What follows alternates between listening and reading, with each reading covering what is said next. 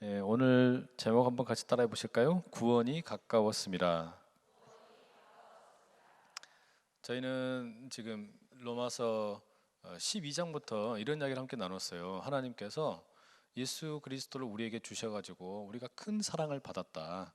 그러니까 하나님이 우리에게 보이지 않는, 뭐 이게 보이는 사랑도 있지만 보이지 않는 방법으로 너무너무 어마어마한 사랑을 주셨는데, 뭐 여러 가지 많은 사랑 중에서도 가장 그 하나님의 사랑이 구구절절하게 나타나는 곳이 어디냐면은 이 십자가다.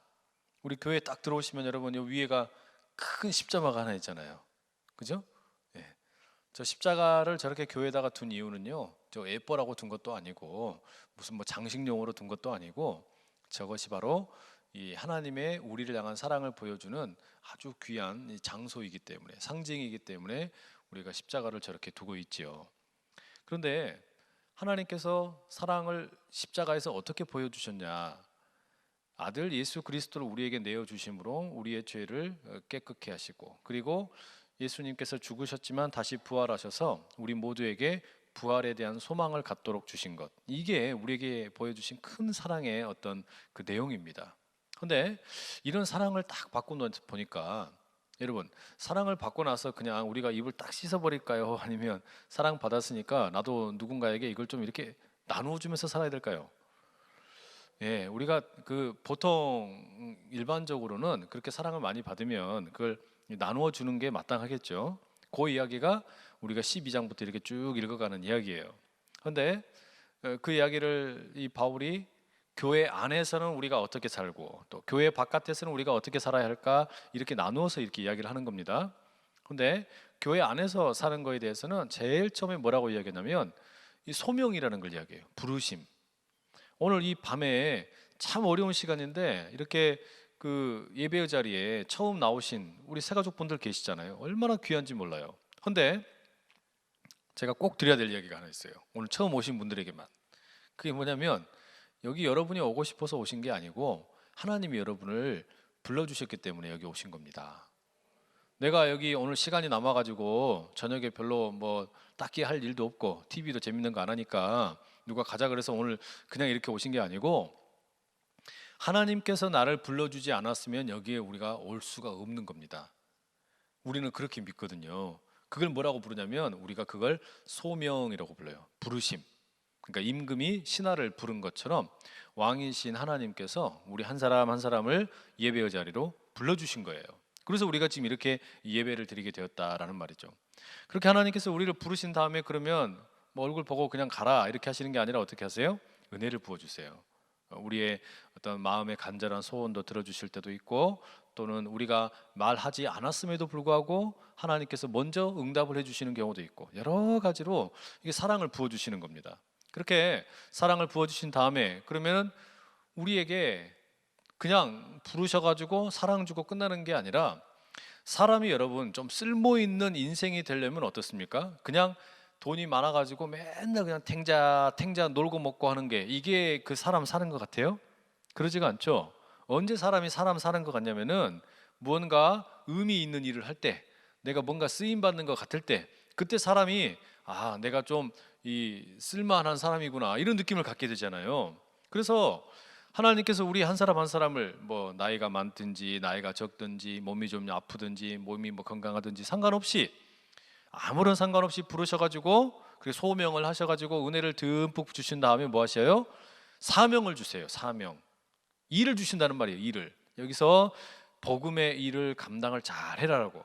그래서 우리 각자가 한 사람 한 사람이 모여가지고요, 우리는 커다란 몸을 이룬대요. 비유로 몸을 이루는데, 그 몸에 어떤 사람은 눈의 역할을, 귀의 역할을, 코의 역할을, 입의 역할을 나누어서 맡게 되는데, 그런 사명을 맡겨주신다는 겁니다. 이 교회 안에서 말이죠. 그리고 이런 사명을 맡기실 때는 또 그냥 알아서 해라 라고 하시는 것도 아니고, 거기에다가 그 일을 잘 감당하라고 우리에게 또 은사를 주시는 거예요. 그러니까 그 일을 잘 감당하라고 주시는 선물, 말하는 사람이면 말 잘할 수 있는 은사를 주시고, 또 숨을 쉬어야 되는 역할에 있는 사람이면 숨 쉬는 걸 잘하게 하시고, 또 누군가의 이야기를 잘 들어주는 역할을 해야 될 사람이면 그런 누군가를 불쌍히 여기는 마음을 주시고, 이런 식으로 어떤 맡겨진 일을 잘 하라고 그런 은사를 주시는 거예요. 그러면 은사만 주셔가지고 일 잘하도록 하시는 게 아니라 거기다 뭣도 주세요? 성품까지 주시는 거예요. 그러니까 일만 잘해가지고 사람들이랑 싸우고 부딪히고 이렇게 하는 게 아니라 마음까지도 너그럽게 성품적으로도 잘 다듬어지게 이렇게 하셔서 이 교회에는 그렇게 함께 살아라 라고 불러주신 거예요. 교회는 그런 곳이에요. 하나님이 우리를 먼저 부르셔서 은혜 주시고 사랑 주시고, 그러니까 우리도 사명을 받아가지고 하나님 주신 은사로 그 일 잘 감당하면서 성품까지 주셔가지고 행복하게 살다가 때 되면 이제 주님 품에 가는 거예요. 그죠?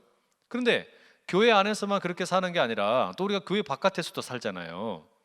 교회 밖에 있는 사람들하고 또 어떻게 살아라 그러냐면, 아직 교회 다니시지 않는 분들은 하나님의 사랑을 잘 모르시니까 그런 분들이 때로 우리에게 불편하게 할 때도 있을 수 있어요. 그런데 뭐라 그래요? 악으로 악을 갚지 말고 선으로 악을 갚아라, 이렇게 얘기하는 거예요. 그러니까 다른 사람이 혹시 나를 좀 불편하게 해도 어떻게 하라는 거예요? 선으로 악을 사로잡아 버려라, 선으로 악을 이겨버려라. 우리 이런 이야기 함께 나눴죠. 그리고 이 땅을 다스리는 위정자들, 그러니까 어떤 그 공적인 자리에서 뭐 정치 지도자도 있고 또는 법정에서 일하는 사람도 있고 경찰에서 일하는 사람도 있고 이런 분들이 있는데, 이런 사람들에 대해서 뭐라 그래요? 일단은 존중하고 순종하고 복종해라. 왜냐하면 그런 사람들을 바울이 하나님의 사역자라고 불렀어요. 왜냐하면 이런 사람들이 있음으로 인해서 우리가 살고 있는 세상에 질서가 유지되기 때문이다라는 거죠. 그래서 먼저 존중하고 인정하고 순종을 하는데, 이 하나님의 사역자로 부름받은 사람들이 제대로 잘 못하면 어떻게 하는 거예요? 그럴 때는 때로 우리가 저항을 할 줄도 알아야 되는 거예요. 그런 이야기까지 우리가 나눴습니다. 그러면서 지난 시간에는 그런 모든 것의 어떤 원칙으로 무슨 이야기를 나눴냐면, 교회 안에서도 살고 우리가 교회 바깥에서도 사는데, 교회 안에서 살든지 바깥에서 살든지 우리에게 결국 어떻게 살아야 되는 거냐? 사랑으로 살아라, 이런 이야기 우리 함께 했죠. 네, 그래서 이 사랑으로 살아라라는 이야기를, 그런 이야기 들었어요. 요 쿠션 이야기 들었는데, 사랑의 쿠션 이야기 기억나세요? 그러니까 어떤 분은요 1m에서 한 1m 높이에서 누가 이렇게 확 밀 때가 있어요. 어떤 사람은 10m에서 누군가 이렇게 확 밀 때도 있어요. 근데 높이가 1m에 있든지 10m에 있든지 상관없이 누가 밀어서 떨어져도 살 수 있는 방법이 있잖아요. 어떻게 하면 삽니까? 이게 그냥 밑에가 쿠션이 있으면 살아요. 그렇죠? 커다란 쿠션이 있어가지고 완충작용을 해주면 우리가 떨어져도 살 수가 있는 겁니다. 그렇죠? 근데 사랑이 뭐냐? 그런 쿠션이라는 거예요. 사랑을 많이 받은 사람은 어떠냐면은 이 자존감이 높아요.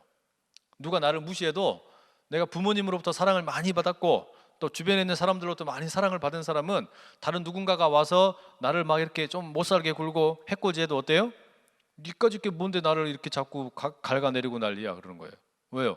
나는 사랑을 많이 입은 자이기 때문에 나 스스로에 대한 자존감이 있는 거예요. 그러니까 누군가가 나 건든다 그래서 쉽사리 무너지질 않는 거예요. 그게 뭐예요? 이 사랑의 쿠션, 여기에가 바람이 빵빵하게 많이 들어가 있는 거예요. 충만하게. 그러니까 누군가가 툭 밀어도 떨어지잖아요. 떨어져도 그거 별거 아닌 걸로 그냥 툭툭 털어버리고 가버리는 거예요. 그게 사랑이란 말이에요. 그게. 그러죠? 근데 어떤 분들은 반대로 이런 경우도 있어요. 1m에서 누군가가 살짝 건드렸어요. 근데 이거를 한 10m에서 떨어진 것처럼 그냥 막 퍼질러져 버려요. 그냥 거의 완전히 그냥 깨꼬닥 하는 수준으로 뻗어버리는 거예요. 막. 왜 그래요? 그 이유는, 깨꼬닥이 재밌으세요? 그 이유는 다른 게 아니고 이게 그냥 쿠션이 하나도 없는 거예요. 사랑의 쿠션이. 사랑의 쿠션이 없으니까 누가 슬쩍만 건들면 어떻게 되냐면은 여기서 그냥 화딱지가 확 치밀어 오는 거야. 그냥 견디지를 못하는 거예요. 그냥 누가 자기 그냥 조금만 뭐라 그러면은 이거를 그냥 상대방을 막 그냥 쥐잡듯이 잡아버려야 되는 거예요.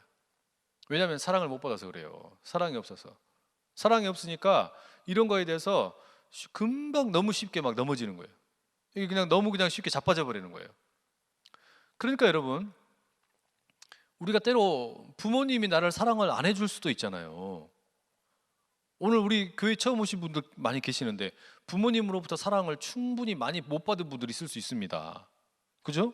또 뭐 학교에서 요즘 애들은 그런 무슨 안 좋은 건데 왕따 막 이런 것도 있다면서요. 애들을 막 이렇게 왕따를 시킨답니다. 서로 사랑하고 이렇게 우애 있게 지내는 게 아니라. 그럼 어떻게 돼요? 얘들의 가슴이 이 마음이 그냥 허해지는 거죠. 뭔가가 늘 공허하고 텅 비어 있는 것 같은 겁니다. 부모님으로부터도 사랑 못 받지, 주변에 있는 사람들로부터 사랑 못 받은 것 같지. 이러면 누가 슬쩍만 건들면은 거기에 대해서 그냥 화를 내고 막 그냥 자기 자신에 대해서 누군가가 막 뭐라 한다고 생각해가지고 막 쏘아대고 막 이렇게 된단 말이에요. 그러죠? 근데 바로 그런 부모님으로부터는 사랑을 충분히 못 받고 주변에 있는 사람들로부터 사랑을 좀 못 받아도 누가 그 사랑을 주신다고 말하는 거예요? 하나님이 그 빈 사랑의 공간을 채워주신다는 거예요. 부모님이 채워줘야 될 이 말하자면 그 튜브에, 그 사랑의 튜브에 바람을 넣어줘야 되는데 이게 안 넣어준 거야. 그러니까 바람이 안 들어가면 어떻게 돼요? 이게 말랑말랑해져가지고 이게 뛰어내리면 어떻게 됩니까?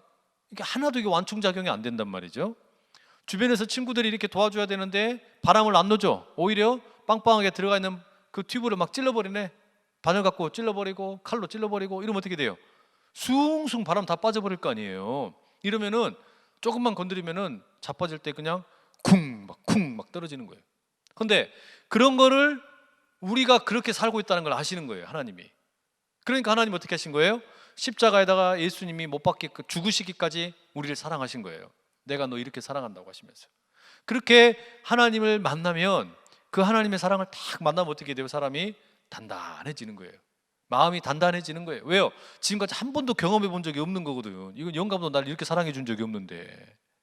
이러면은 이게 그냥 그 하나님 사랑이 그렇게 깊게 자리 잡게 되면은 영혼이 흔들리질 않는 거예요, 사람이. 어떤 마음이 단단해지는 거예요. 그게 여러분 우리가 교회 다니는 이유예요. 이게 다른 데서는 이런 사랑을 우리가 쉽게 경험을 할 수가 없어요. 아니 누가 미쳤다고 자기 아들을 내주면서 내가 너 대신 내가 죽어줄게 이렇게 하는 그런 사람이 어디 있습니까? 우리는 이런 사랑을 들어본 적도 없어요. 만나본 적도 없어요. 그런데 성경은 그런 구구절절한 사랑 이야기가 우리한테 절절하게 흘러내리는 겁니다. 그래서 하나님의 이 사랑을 경험하고 나면은 이 공기가 빵빵하게 들어가는 거예요. 사랑의 공기가 빵빵하게 들어가는 거예요. 그래서 누가 나를 10m 높이에서 밀어도 괜찮아. 아무렇지도 않아. 왜요? 내 밑에는 하나님의 사랑이 단단하게 나를 붙들고 있으니까. 내가 누군가가 밀어도 하나님의 사랑이 나를 완충작용을 해주니까 쿵쿵쿵 하고는 아무렇지 않게 먼지 털고 다시 일어나 버리는 거예요. 그게 하나님 사랑이에요. 그래서 우리는 10m에서 밀어도 1m에서 넘어진 것처럼 별거 아닌 것처럼 털어버리는 거예요. 이게 없으면, 이 사랑의 경험이 없으면 어떻게 됩니까? 누군가가 건들기만 하면 막 폭발을 해. 막 인생이 막 폭발을 해. 억울해. 나만 당한 것 같고 이런 느낌이 든단 말이에요. 그런데 그런 이야기를 우리가 지난주에 이렇게 함께 쭉 나눴어요. 그런 이야기를 함께 쭉 나눴고 오늘 이야기는 그런 뭐냐면 결국은 우리가 교회 안에서도 사랑하면서 살아야 되고 교회 바깥에서도 사랑으로 살아야 되는데 그러면 우리가 왜 이렇게 좀 바보처럼 보이잖아요. 사는 게 쪼다처럼 보이고 이게 왜 이렇게 그냥 뭐 이렇게 맨날 다른 사람한테 당하는 것만 같고 선으로 악을 이기라 그러니까 아니 뭐 그거는 힘이 없으니까 그러는 거지 힘 있으면 가서 두드려 패버리면 되지 뭐 하려고 그렇게 하냐 이렇게 생각 들 거 아니에요. 사람들이 돈 많으면 가서 돈으로 발라버리면 되지 이렇게 사람들이 막 생각한단 말이에요. 근데 그렇게 살지 말라 그러지 않습니까? 하나님의 이 사랑을 경험을 했으니까 이런 사랑을 경험한 사람은 그렇게 살지 않는다. 그러면서 오늘은 그거를 사랑의 관점이 아니라 조금 다른 이야기로 그걸 또 다시 들려주는 거예요. 자, 우리 11절 지금까지는 지난 스토리고 오늘 이야기는 이제 시작하는 겁니다. 자, 우리 11절 한번 같이 읽어볼게요. 시작. 또한 너희가 이 시기를 알거니와 자다가 깰 때가 벌써 되었으니 이는 이제 우리의 구원이 처음 믿을 때보다 가까웠습니다. 여기 이런 말이 나오죠. 제일 처음에 너희가 이 시기를 알거니와 시기, 시간, 뭐 이런 때 이런 뜻인데요. 성경에서는 이 그리스 말로 쓰여진 이 신약 성경에서는 시기를 가리키는 단어가 뭐 여러 가지 단어가 있지만 그 중에 대표적으로 이 대비되는 단어가 두 개가 있어요. 하나는 크로노스라는 게 있고 또 하나는 카이로스라는 게 있어요. 크로노스는 물리적인 시간입니다. 하루는 몇 시간이죠? 24시간이에요. 그렇죠? 그리고 일주일은 며칠입니까? 7일이죠. 이거는 누군가가 말해주지 않아도 그냥 알아서 흘러가는 시간입니다. 그냥 물리적으로 알아서 흘러가는 시간이죠. 그죠? 이건 뭐 변하지 않아요. 그냥 뭐 의미가 없어요. 그냥 쭉 흘러가는 겁니다. 하루 24시간, 또 일주일이면 7일, 또 한 달이면 뭐 30일일 때도 있고 31일일 때도 있고 29일일 때도 있고 어쩔 때는 28일도 있고 이렇게 흘러가고 또 1년이면 12달도 있고 이런 시간은 그냥 흘러가는 시간이에요. 그런데 그런 물리적으로 그냥 흘러가는 시간이 크로노스라면 이런 크로노스와 다르게 어떤 하루에 의미가 부여되는 어떤 시간에 의미가 부여되는 시간들이 있어요. 특별히 하나님의 계획, 하나님의 뜻이 들어가 있는 시간, 이런 시간을 가리켜서 우리가 카이로스라고 부릅니다. 예를 들어 그냥 오늘이 며칠입니까? 4월 26일이죠. 예, 4월 26일 이렇게 하면은 그냥 평범한 시간이지만 오늘이 만약에 내 생일 이러면 어떻게 돼요? 느낌이 달라지잖아요. 이제 의미가 들어가잖아요. 내 생일 그러면 내가 태어났던 날. 또 오늘이 내 결혼 기념일 그러면 어떻게 돼요? 여기는 의미가 들어가는 거예요. 의미가. 또 오늘은 우리 아들이나 딸이 태어난 날 그러면 어떻게 돼요? 내 배가 아파가지고 아기를 낳았던 날. 이러면 괜히 그 어떤 기억이 나기도 하고 의미가 부여되잖아요. 그런데 특별히 성경에서 말하는 이 카이로스의 시간, 이 시기라는 말도 그 카이로스의 시간인데 이거는 뭐냐면 하나님의 계획이 지금 이루어져 가는 시간, 하나님의 뜻이 이루어져 가는 특별한 의미가 있는 시간, 이런 걸 가리켜서 카이로스라 그러는 거예요. 그러니까 오늘 이 밤에 하나님께서 우리 새가족분들을 불러주신 거는 그래서 여러분은 지금요 크로노스의 시간이 아니라 카이로스의 시간을 만나신 거예요. 그냥 가만히 흘러가는 그냥 물리적인 시간이 아니라 하나님께서 여러분을 만나시려고 특별한 의미를 부여하신 시간에 여러분이 이 자리에 오신 거예요. 그러니까 이게 내가 오고 싶어 온 게 아니라 하나님이 부르셨기 때문에 올 수 있었다라는 말입니다. 그래서 오늘은 여러분에게는 카이로스의 시간이에요. 우리 모두에게도 이 시간이 다 카이로스의 시간이 되어서 하나님께서 지금 바로 그런 은혜를 부어주고 계신다는 말이죠. 이런 하나님을 만나는 카이로스의 시간이 오늘 우리 이 예배에 참석한 우리 모두 가운데 함께하기를 간절히 축복합니다. 자, 그러면 하나님의 여기서 너희가 이 시기를 알거니와 그랬는데 어떤 시기입니까? 어떤 하나님의 계획이고 하나님의 뜻일까요? 이거는 하나님의 구원의 계획, 하나님의 구원의 때, 이거를 말하는 겁니다. 무슨 이야기냐면 하나님께서 우리를 너무 사랑하셔가지고 아들 예수님을 딱 주셨어요. 예수님께서 십자가에 달려서 돌아가셨죠. 그리고 3일 만에 다시 부활하셨죠. 그 부활하신 예수님께서 이제는 부활 승천하신 후에, 그러니까 하늘로 올라가신 후에 뭐라 그러시냐면은, 왜 예수님을 통해서 우리에게 사랑을 엄청나게 많이 부어주셨는데 내가 너를 사랑한다, 내가 너를 사랑하는데 이제 우리가 같이 함께 살 집을 내가 마련하러 갈게, 깨 하고 가신 거예요. 그리고 다시 오시겠다고 말씀을 하신 거예요. 그러면은 이제 예수님이 다시 오시기를 우리는 지금 기다리고 있는 중인 겁니다. 오늘 우리 새가족으로 오신 분들도 그러니까 이제 예수님을 만난다라는 말은 뭐가 되냐면은 오늘 만나지만 또 동시에 이제 얼굴과 얼굴을 대하여 직접 오셔서 나를 만나 주실 그 예수님을 이제 뵙게 되시는 거예요. 그럼 보세요. 자, 예수님이 언제 오실지는 아직 우리는 정확히 모릅니다. 그러나 예수님께서 부활하시고 승천하신 그때를 기점으로 하면은 지금 점점 더 시간이 어떻게 됩니까? 예수님 오실 시간이 가까워져 오는 거겠죠. 그죠? 지금 바울의 이야기가 그거예요. 바울의 이야기가 전보다 바울이 처음 예수님께서 부활하시고 승천하신 그때보다는 예수님이 오실 날이 점점 더 그 시간이 이렇게 가까이 흘러가고 있으니까 가까워지고 있다라는 이야기예요. 지금 요즘 우리나라를 가장 이렇게 뜨겁게 만드는 이슈가 뭡니까? 핫 이슈. 네? 핫 이슈가 뭐예요? 요즘에 대통령 선거잖아요. 그죠? 대통령 선거. 이게 날짜가 언제입니까? 5월 9일 D-Day가 딱 잡혀져 있어요. 앞으로 한 2주 정도 남았죠. 2주도 못 남았습니다. 이제 2주가 되면은 이거는 이제 누군가는 승리, 누군가는 뭐 패배 결정이 되는 거예요. 그러면은 지금 이 자신이 지지하는 후보를 당선시키기 위해서 많은 이 대통령 후보 그 캠프들이 열심히 뛰고 있을 거 아니에요? 그럼 여러분 생각해 보세요. 그 캠프에 있는 사람들이 다 그냥 막 행복하고 즐겁고 막 너무너무 좋을까요? 아니에요. 서로 지내다가 마음도 안 맞을 때도 있고 싸울 때도 있고 뭐 이렇게 그냥 다툼도 있을 수 있을 거 아니에요. 또 다른 쪽에 뭐 이렇게 우리가 선거 운동을 하는데 다른 사람들이 야 시끄러 그냥 가 뭐 이렇게 하는 사람도 있지 않겠어요? 시끄럽잖아요. 가만히 보면은 와가지고 막 뭐 기호 1번, 2번, 3번, 4번, 5번 막 이러고 떠들고 다니면 시끄러워 죽겠어. 아주 막 그냥 창문도 못 열어요. 그죠? 뭐 이렇게 떠들고 다니는 거예요. 그러면은 사람들이 막 뭐라고 그러면 뭐라 그래요? 이제 그 사람들 어떻게 해야 돼요? 거기다가 우리가 뭐라 그랬다 그래가지고 선거 운동원들의 막 우리한테 막 해코지를 합니까 안 합니까? 못 하잖아요. 어떻게 하는 거예요? 참는 거야. 왜냐? 때는 다가오고 있다. 아니 지금 이 사람들은요, 지금 점점 시간이 줄어들고 있는 겁니다. 가까워지고 있는 거 아니에요. 운명의 시간이 가까워지고 있는 거예요. 이 운명의 시간이 다가오고 있기 때문에 내부적으로 조금 문제가 있어도 어때야 돼요? 그냥 덮어놓고 가는 거예요. 일단 그 다음에 바깥에서 조금 뭐라 그래도 어때요?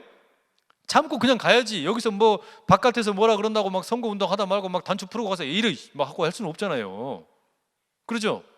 그러니까 때가 얼마 안 남았으니까, 이 시기가 가까워지고 있으니까 내부적으로도 문제 생겨도 그거 별로 중요하지 않아. 우리는 지금 이 때가 곧 오니까 그때까지 우리는 최선을 다해서 선거운동 열심히 해야 돼. 또 다른 바깥에서 우리 뭐라 그래도 그거 별로 너무 신경 쓰지 마. 우리가 지금 중요한 것은 우리 후보를 당선시키는 거야. 여기다가 목숨 걸고 막 달려가는 거잖아요. 그러면 우리는 뭐냐? 우리가 종말의 때가 가까워진다. 예수님 다시 오실 때가 가까워진다. 대통령 선거는 5월 9일로 날짜가 특정되어져 있지만 우리는 예수님이 언제 오실지 그 날짜는 모릅니다. 그러나 그 때는 점점 어떻게 되는 거예요? 가까워지고 있는 거예요. 그러면 우리도 다 뭐냐? 우리도 다 예수당의 당원들이에요. 당원들. 예수당 당원들. 그러니까 예수당의 당원들은 뭐 하는 사람들이냐면은 가서 뭐 저기 있는 사람들 막 기호 1번, 2번, 3번, 4번, 5번 이러는데 우리는 가서 뭐라는 거예요? 기호 예수 이러고 다니는 거예요. 기호 십자가 이러고 다니는 거예요. 그러면서 뭐 하는 거예요? 복음을 전하는 거예요. 그러면 우리가 이렇게 복음 전하면서 살다 보면은 교회 안에서 때로 이렇게 서로 사람들끼리 부딪히고 의견이 안 맞고 이럴 때 있어요, 없어요? 있지. 왜 없겠어요?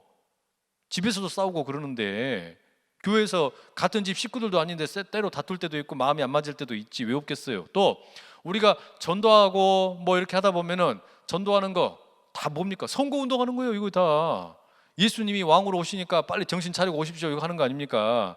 예수당 당원되라고. 예? 근데 이렇게 하면은 사람들이 그 이야기 받고서 다 좋아해요? 아니요, 안 좋아해. 요즘에 사람들이 얼마나 야가 빠졌는지 이 물티슈만 탁 쥐고 그래서 그러고는 전도 쪽지는 다 쓰레기통에 버려버려요. 돌아다니면은 안산 제일교회 그게 바닥에 막 짓밟혀 있고 막 밟고 내 마음이 아파 막 짓밟힌 거 보면은, 그죠? 그런 경우 얼마나 많아요. 이게 그런 현실인데, 그런데 우리가 그렇게 교회 안에서 조금 뭐 문제 있을 수도 있고 교회 바깥에서 또 이렇게 무슨 다툼이 있을 수도 있는데 그거 다 치아라 이 말이에요. 그거 별로 신경 쓰지 말아라. 그런 것 때문에 너무 문제에 갖지 말고 뭘 주목하라는 겁니까? 다시 오실 예수님의 때가 가까워지고 있다. 예수님이 우리 같이 살 집을 준비하고 오고 계신다. 이거 먼저 이거를 생각을 하면서 어떻게 하라는 겁니까? 열심히 달려가라는 이야기예요. 다른 거 신경 써가지고 뭐 나 상처받았네 어쩌네 막 이렇게 하면서 또 막 서로 싸우면서 막 이렇게 해가지고 지지고 볶고 하지 말고, 그죠? 대통령 선거하는 사람들도, 이 나라의 대통령 정치 지도자 뽑는 사람들도요 자기 목숨 걸고 이거 기간에는요 거의 미친 듯이 사는 거예요. 막 그냥 차 안에서 막 김밥 주워 먹고 막 라면 먹고 거의 사람 같지가 않아 사는 거 보면은, 그죠? 그러면 우리는 이 온 땅의 우주를 창조하신 분이시면서 구원자이시면서 통치하시는 분, 그 예수님이 다시 오시는 것을 준비하고 있는데 그까짓 거 뭐 그거 좀 뭐 다툼 있고 좀 어려움 있고 뭐 그거 우리 굳이 신경 쓸 필요 있습니까? 신경 좀 쓰이긴 쓰이죠. 그래도 너무 많이 신경 쓰지 말고 그냥 우리가 주님의 다시 오실 날이 가까워지고 있으니까 열심히 달려가자 이 말이에요. 그게 지금 바울이 하는 이야기입니다. 자, 그 다음에 12절 그걸 뭐라 그러냐? 자, 12절 말씀 함께 읽어볼게요. 밤이 깊고 낮이 가까웠으니 그러므로 우리가 어둠의 일을 벗고 빛의 갑옷을 입자. 여기 보면 밤이랑 낮을 비교를 해놨어요. 여러분, 밤이 깊어지면 깊어질수록 어떻게 됩니까? 낮이 가까워져요. 해가 뜰 때가 가까워지는 겁니다. 그죠? 밤이 깊어지면 깊어질수록 자연스럽게 곧 해가 뜨는 거예요. 뭐 그래서 옛날에 어떤 정치인이 그랬죠. 뭐 닭의 모가지를 비틀어도 새벽은 온다. 해는 뜬다. 막 그런 거 그랬잖아요. 근데 그 말이 맞는 말이죠. 근데 지금 여러분 우리가 생각하는 밤 그러면 밤이 지금은 워낙에 전기가 많기 때문에 불도 많기 때문에 너무 밝아요. 하지만 이 바울이라는 분이 로마서 편지를 쓸 때에는 이 무슨 불이라고 해봐야 뭐가 있었겠어요. 겨우 잘해봐야 무슨 이렇게 호롱불 같은 거나 좀 있었을까요? 그랬겠죠? 그러니까 어두컴컴한 겁니다. 그러니까 사람들이 밤에는 꼭 못된 짓을 많이 하네. 못된 짓을. 지금도 밤에 나쁜 짓 많이 하죠. 낮에보다 밤에 나쁜 짓을 많이 해요. 왜 우리가 밤에 나쁜 짓을 많이 합니까? 잘 안 보이니까. 잘 안 보이니까. 사람들이 안 볼 거라고 생각을 하니까, 못 볼 거라고 생각을 하니까, 또 사람들 다 자고 있을 거라고 생각하니까. 그래서 나쁜 짓 많이 하죠. 그래가지고 몰래 검은 스타킹 뒤집어 쓰고 가가지고 몰래 뭘 훔쳐오기도 하고 나쁜 짓도 하고 이렇게 하는 경우가 많단 말이에요. 그런데 바울이 뭐라 그러냐? 우리가 지금 밤이 깊어졌다고 그래가지고 나쁜 짓 할 때가 아니다. 왜냐? 밤이 깊어졌다는 이야기는 곧 해 뜬다는 이야기다. 그러니까 정신 차려라. 지금 곧 밤이 깊어지면 이제 해가 뜰 거니까. 해 뜬다는 말은 무슨 말이냐면은 예수님이 오신다는 이야기예요. 예수님 오실 때 가까워지는데 언제까지 우리가 그냥 계속 잠자고 있을 거냐? 일어나서 예수님 오실 거 준비해야지. 그러니까 어둠의 일을 버리자. 이런 이야기 하는 겁니다. 그러면서 여러분 우리가 이 총동원 전도 우리가 지금 이렇게 하고 있는데 다음 주에 이제 총동원 전도주의를 한단 말이에요. 이거 왜 해요? 이렇게 하는 거. 이거 이렇게 그냥 번잡스럽게 이거 굳이 이렇게 할 필요 있나? 그냥 우리끼리 대충 믿고 살면 되지. 우리끼리 그냥 국수 말아 먹고 이렇게 살면서 지내면 되는데 뭐 한다고 이렇게 그냥 사람들 들들 볶고 난릴까? 이런 생각이 들지 모르지만 이게 뭐 하는 거예요? 주님 다시 오실 거 준비하는 겁니다. 예수당 당원으로서의 우리의 당원의 의무를 다하고 있는 거예요. 그러면서 우리가 예수님 다시 오실 것 준비하면서 밤의 일이 아니라 낮의 일에 집중하는 겁니다. 그러면서 12절에 보시면 어둠의 일을 벗고 빛의 갑옷을 입자. 어둠의 일을 던져버리고, 그러니까 어둠에 속한 일은 던져버리고 빛의 갑옷을 입자 그래요. 근데 그걸 조금 더 구체적으로 13절에 이렇게 적어놨습니다. 자, 13절 읽어볼게요. 시작. 낮에와 같이 단정히 행하고 방탕하거나 술 취하지 말며 음란하거나 호색하지 말며 다투거나 시기하지 말고. 자, 낮에와 같이 단정히 행하고. 그러니까 낮에는 사람들이 아마 그때도 좀 그랬나 봅니다. 사람들이 낮에는 조금 이렇게 그래도 뭐 이렇게 좀 단정하게 바르게 이렇게 하는데 밤이 되면은 약간 사람들이 약간 눈도 좀 풀리고 그다음에 생각도 좀 흐리멍텅해지고 막 이럴 경우가 있잖아요. 그래서 밤에 보통 이렇게 다른 주님을 좀 찾기도 하고 이러면서 그냥 일일이 띨띨이 이렇게 되기도 하고 그러지 않습니까? 그런데 보세요, 여러분. 밤에 그렇게 좀 그 이상하게 돌아다녀도 꼴불견인데 낮에 이렇게 그냥 막 그 술 취해가지고 돌아다니면 어떻게 보여요? 힘들잖아요. 그 쳐다보고 있는 것도 본인도 참 많이 힘들어서 그러시겠죠. 여러 가지로 많이 힘드니까 낮부터 이렇게 술을 한 잔씩 꺾으시고 하시긴 하겠지만 그러면 꼭 하는 이야기가 뭐라 그러면 목사님 이상하게 땅이 나한테 올라와요 막 이러면서 땅이 막 나한테 올라와요. 전봇대가 왜 나를 막 때릴까요? 막 이러면서 예전에 그런 청년이 있었어요. 저한테 와가지고 목사님 술이 겁나게 취해가지고 땅이 자꾸 올라오네요. 이러면서 와가지고 여러분 이렇게 낮에 그렇게 돌아다니면 어때요? 우리가 보기에 좀 민망하지 않습니까? 지금 바울이 그러니까 우리가 낮에 산다라는 것, 빛의 갑옷을 입고 산다라는 것은 이제 밤에 어울릴 법한 그런 일들 여기 나와 있는 거 여러 가지 이야기하죠. 뭐 방탕하거나 술 취하거나 음란하거나 호색하거나 다투거나 시기하는 거 이런 일들 어떻게 하라는 거예요? 다 묶어가지고 종량제 목표에 담아가지고 쓰레기통에 넣어버리라는 거예요. 그리고 우리는 빛의 갑옷을 딱 입고서 깨끗하게 단정하게 살라라는 거예요. 여러분 지금은요 여러분이 뭐 어디에 가시는지 무슨 생각하고 있는지 이런 것들이 거의 다 드러나요. 다. 그러죠? 아니 신용카드를 들고 다니시는 분들은 배짱이 참 좋은 분들이에요. 돈을 어떻게 쓰고 있는지가 다 나나 그게가. 예? 그러니까 백화점에 가가지고 남편 몰래 뭐 쓱 긁으면 어떻게 돼요? 한 달 뒤에 그거 다 증명이 됩니다. 이제 또 어디 저 술집에 가가지고 아내 몰래 그냥 아름다운 주님 만나고 오시면 어떻게 돼요? 예? 나중에 한 달 뒤 되면은 그게 만천하에 다 공개가 되는 거예요. 또 이상한 데 갔다 오거나 뭐 이렇게 되고, 장소든지 뭐 시간이든지 어디 갔는지 신용카드만 쓰는 거 내용만 봐도 돈 어디서 썼는지 다 알아. 또 핸드폰은 또 어때? 핸드폰, 스마트폰 위치 추적 다 돼버려요. 이제 어디가 썼는지까지. 이러니까 나쁜 짓을 할래야 할 수가 없어요. 근데 그렇게 나쁜 짓을 하지 말라고 돼 있는데도 기어이 나쁜 짓을 하고 다니는 분들이 있는 거예요. 그거를 참 제주도 용하게. 근데 이게 그러니까 여러분, 이제 시간이 조금 더 지나면 이제 이렇게 될지도 모릅니다. 사람들이요, 모르겠습니다. 무슨 생각을 지금 하고 있는지 이런 것까지 서로 다 읽어버리게 될지도 모르겠어요. 저 사람이 무슨 생각하고 있다. 옛날에 영화 중에 그런 영화가 있었습니다. 어떤 그 나라의 정부에서 사람들의 어떤 그 죄를 지을 것 같은 것이 딱 이렇게 다 미리 파악이 되는 거예요. 그러니까 죄를 지을 것 같으면 미리 가서 그 사람을 다 잡아다가 감옥에 집어넣어 버린 거예요.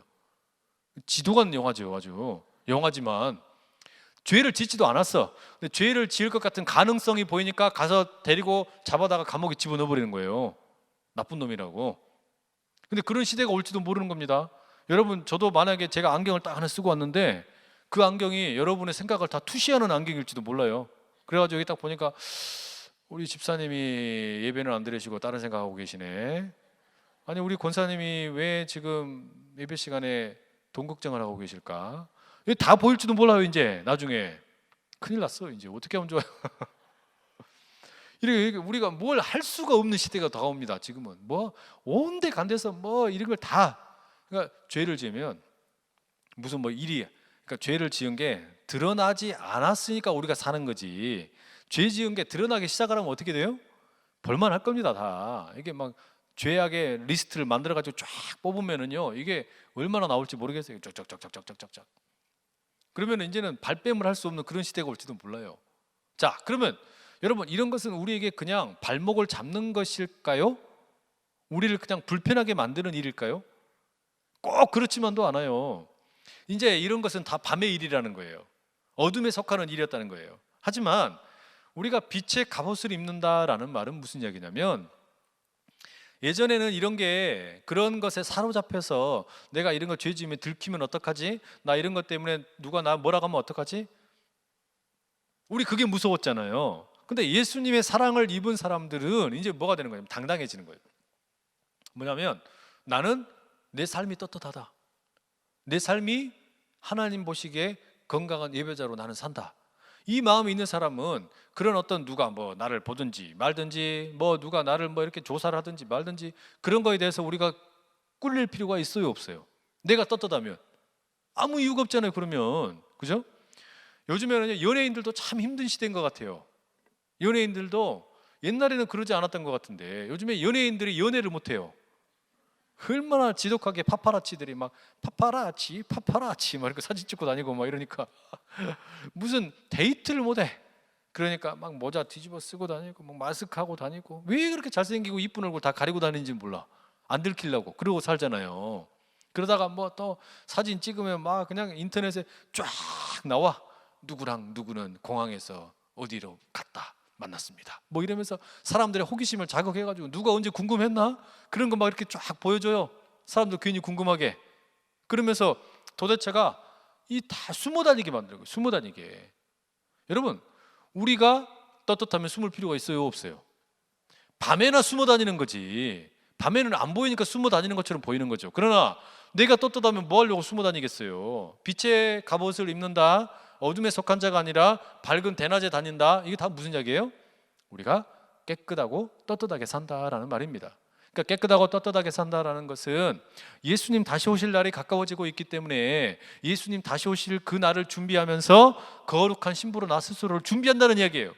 그러니까 다른 거 신경 쓸 겨를이 없다라는 이야기예요. 다른 거에 막 어떤 마음을 팔려가지고 돌아볼 겨를이 없고, 오직 뭐 하는 겁니까? 어떻게 하면 예수 당원 더 만들까? 어떻게 하면 예수 당원 더 만들어서 저분들도 함께 우리랑 같이 빛의 자녀로 살게 할까? 여기가 우리 관심이 있는 거예요. 이게 우리 관심이 거기에 있는 거예요. 다른 건 뭐 신경 쓸 것이 없어요. 다른 거 쳐다보고 있을 겨를이 없는 거예요. 그런 저와 여러분 다 될 수 있기를 축복합니다. 시편 121편에 보면은 시인이 이런 노래를 합니다. 제가 한번 읽어드릴게요. 여호와께서 너를 실족하지 아니하게 하시며 너를 지키시는 이가 졸지 아니하시리로다. 이스라엘을 지키시는 이는 졸지도 아니하시고 주무시지도 아니하시리로다. 하나님께서는 졸지도 아니하신대요. 주무시지도 않는데요. 야, 이 하나님 참 대단합니다. 대단해요. 그렇게 졸지도 아니하시고 주무시지도 아니하면서 저와 여러분을 지키신대요. 얼마나 좋습니까? 그렇죠? 나를 졸지도 아니하시고 주무시지도 아니하시는 하나님, 정말 멋진 분이죠. 근데 이 좋은 하나님을 이걸 거꾸로 생각을 해보세요. 하나님은 졸지도 않아요. 주무시지도 않아요. 여러분 나쁜 짓 하면 다 합니다. 하나님이 다 하는 거예요. 감시 카메라가 하는 게 아니라, CCTV가 하는 게 아니라, 졸지도 아니하시고 주무시지도 않는 하나님이 다 한다는 거예요. 그렇죠? 그러니까 졸지도 않고 주무시지도 않는 하나님은요, 한편으로는 너무너무 좋아. 근데 또 한편으로는 영 거북스러워요. 그러니까 어떻게 하라는 거예요? 떳떳하게 살라는 거예요. 떳떳하게. 하나님 보시기에 그냥 떳떳하게 살면 된다, 이 말입니다. 자, 마지막 14절 함께 읽을게요. 14절 시작. 오직 주 예수 그리스도로 옷 입고 정욕을 위하여 육신의 일을 도모하지 말라. 다른 옷 입지 말고 예수님의 옷을 입으라는 겁니다. 예수님으로 옷을 입어라. 그런데 이게 무슨 이야기일까? 여러분, 그 길거리에서 생활을 오래 하셨던 분들 냄새 많이 나죠? 가까이 가시기 겁나죠? 그리고 그런 분들 이렇게 보면은 좀 혐오스럽게 느껴지기도 하시죠? 솔직히 이야기해 보세요. 별로 안 좋잖아요. 이렇게 냄새도 나고 그러면은 가고 싶지도 않고. 근데 제가 이렇게 질문을 드리죠. 만약에 그 노숙인이 내 아들이다, 내 딸이다, 어떻게 하시겠어요? 냄새가 나든지 말든지, 꼬라지가 어떻게 생겼든지 말든지, 얼룩이 많이 묻었든지 말든지 어떻게 하시겠어요? 달려가가지고 확 껴안고 아들아, 딸아, 어쩌다가 네가 이렇게 됐냐, 이렇게 하시지 않겠어요? 그러면서 본인이 입고 있던 옷 막 덮어서 해주고, 예? 그 얼룩덜룩 묻어있는 얼굴도 다 닦아주고 그러시지 않겠어요? 더럽든지 말든지, 냄새 나든지 말든지, 무슨 뭐 거기에 벼룩이 있든지 이가 있든지 상관없이 그 머리도 쓰다듬고 얼굴은 어떻게 괜찮은지, 손은 괜찮은지, 발은 괜찮은지 만져보고 그러지 않으시겠어요? 우리 예수님이 그러셨다는 거예요. 예수님이 어떻게 해요? 우리가 살다가 보니까 온데 간데 더러운 걸 다 묻혀가지고 사는 거예요. 내가 스스로 묻힌 것도 있고 남들이 묻혀준 것도 있어. 밥 먹다가 흘린 것도 있고, 짜장면 먹다가 꼭 튀어 옷에. 그런데 그런 거는 애교죠. 죄를 지어가지고 나쁜 짓 했다가 그게 마음에 새겨진 상처도 있어요. 때로는 다른 사람이 와가지고 나는 멀쩡했는데 와가지고 그냥 막 나를 후려패가지고 내가 마음에 상처가 막 칭칭 가 있는 경우도 있어요. 이렇게 해가지고 피 흘린 것 같기도 하고, 냄새도 많이 나고, 겉으로는 멀쩡해 보이는데 속에가 다 골마 터져 있어. 사람들이 냄새가 너무너무 많이 나요. 감히 그 마음의 본래의 모습을 쳐다보면은 상종을 못할 정도로 그렇게 지저분한 모습의 우리들인데 어떻게 했다는 거예요? 예수님이 와서 어떻게 했다는 거예요? 자기 옷을 벗어가지고 우리에게 덮어주신 거예요. 그리고 본인은 어떻게 되신 거예요? 본인은 옷을 벗으신 거예요. 본인은 옷이 다 벗겨진 채로 십자가에 못 박혀 죽으셨다는 거 아닙니까? 그러니 그 예수 그리스도의 이런 사랑의 옷을 입은 사람이 어떻게 그냥 살 수 있겠냐, 이 말이에요. 우리는 예수 그리스도의 그런 옷을 입은 사람들이라는 겁니다. 예수님께서 나에게 그런 사랑의 옷을 입혀주셨다? 그럼 여러분 어떻게 해야 되겠어요? 그렇게 사랑의 옷을 입은 자답게 옛날에 그렇게 지저분했던 모습, 그렇게 더러웠던 모습, 이런 거 바라보면서 살 것이 아니라 나를 위해서 예수님께서 입혀주신 이 사랑의 옷에 어울리게 그렇게 살아야 되지 않겠습니까? 예수님이 대신 나를 대신해서 그 옷 다 벗어서 나에게 입혀주시고 본인은 십자가에 못 박혀 죽으셨는데, 그런 예수님이시라면 우리가 그 예수님에게 걸맞게 살아가는 것, 이게 필요하다는 이야기입니다. 언젠가 어떤 목사님이 어떤 그 집회에서 이런 설교를 한번 하셨어요. 뭐라 그러시냐면, 거기서 이 목사님이 마이크를 들고 다니면서 막 설교를 하십니다. 막, 여러분 가운데 죄 없는 사람 손 들어보시오, 이렇게 하니까 아무도 손을 못 들어요. 그러죠? 그리고 또 이제 질문하는 거예요. 여러분 가운데 누군가를 미워하지 않는 사람 손 들어보십시오. 누군가를 용서할 사람이 아무도 없는 사람 손 들어보십시오. 막 이렇게 하면서 손 들어보라고 이렇게 하니까, 그 이야기는 지금 뭐 미워할 사람이 없는 사람, 또 용서할 사람이 없는 사람, 요거는 지금 손을 들어보란 이야기예요, 들지 말란 이야기예요? 예? 들지 말란 이야기죠. 이거는 그렇죠? 그러니까 누구나가 다 미워하는 사람이 있다는 이야기고 용서를 꼭 해야 되는 사람들이 있다는 이야기 아닙니까? 그런데 이 목사님이 이렇게 이야기를 했는데 저기 뒤쪽에서 어떤 할아버지가, 백발의 할아버지가 손을 쫙 두시는 거예요. 이 목사님이 깜짝 놀래가지고 너무 존경스러우니까 할아버지 한번 일어나 보시라고. 그리고서는 물었어요. 할아버지, 아니 도대체 신앙생활을 어떻게 하셨길래 어떻게 미워하는 사람이 한 명도 안 계십니까? 그랬더니 이 할아버지가 뭐라 그런 줄 아세요? 다 죽었어 하는 거예요. 여러분, 세상 사람들이 다 죽기 전에는요, 미워할 사람들이 우리가 있을 수밖에 없어요. 그리고 늘 우리를 힘들게 하는 사람도 있을 수밖에 없는 겁니다. 그거는 어쩔 수가 없는 거예요. 그러나 우리가 어떻게 살아야 됩니까?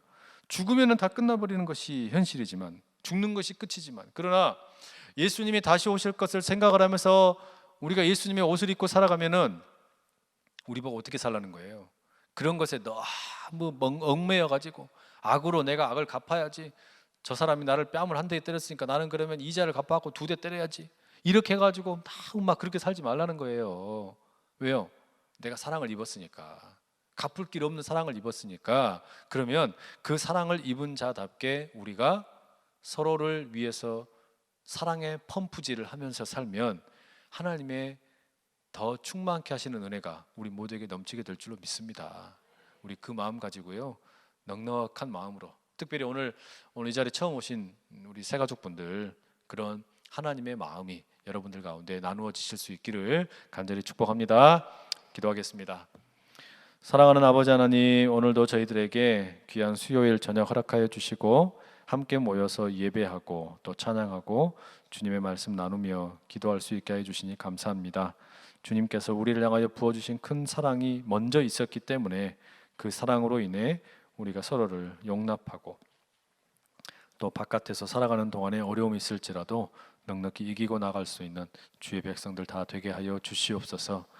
주님께서 다시 오실 우리 주님의 그 재림의 날이 가까워지고 있기 때문에 이 종말의 때를 살아가는 우리가 무엇이 정말로 소중하고 무엇이 정말로 중요한지 돌아보면서 바로 그 일에 집중하며 살아가는 우리 모두 다 되게 하여 주시옵소서. 거룩하신 예수님의 이름으로 기도합니다.